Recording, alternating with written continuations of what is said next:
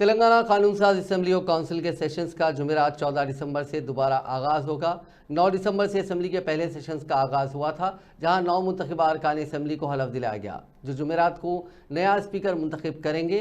Senior Congress रुकन assembly जी प्रसाद राव इस ओहदे के लिए पर्चे नामजदगी दाखिल करने वाले वाहिद लीडर हैं। चूंकि किसी दूसरे उम्मीदवार ने इस ओहदे के लिए पर्चे नामजदगी दाखिल नहीं की है, इस वजह से प्रसाद राव का स्पीकर असेंबली के ओहदे पर बिला मुकाबला इंतखाब हो जाएगा। कल मजलिस इत्तेहादुल मुस्लिमीन के रुकन असेंबली अकबरुद्दीन अवैसी, जिन्हें अबूरी स्पीकर मुकर्रर किया गया है, नए स्पीकर के नाम का ऐलान तक ऐवान की कार्रवाई चलाएंगे। क़ब्ल अज़ीम बिजनेस एडवाइजरी कमेटी का इजलास भी मुनक्किद होगा, जिसमें यह फैसला किया जाएगा कि ऐवान की कार्रवाई कितने दिन चलाई जाएगी। इत्तलात के मुताबिक गवर्नर डॉक्टर तमिलिसाई सौंदरराजन 15 दिसंबर को दोनों ऐवानों से मुश्तरका खिताब करेंगी। बाद 16 दिसंबर को असेंबली और काउंसिल में गवर्नर की तकरीर पर अलहदा तहरीक तशक्कुर पर इजहार ख्याल होगा। 17 दिसंबर को भी मुकन्नना के इजलास के इनेकाद का इम्कान है।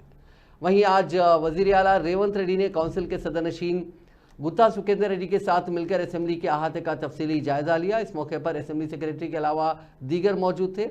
वज़ीर आला रेवंत रेड्डी ने कहा कि अगले असेंबली इजलास तक मुकम्मल तौर पर यहाँ तब्दीलियाँ लाई जानी चाहिए।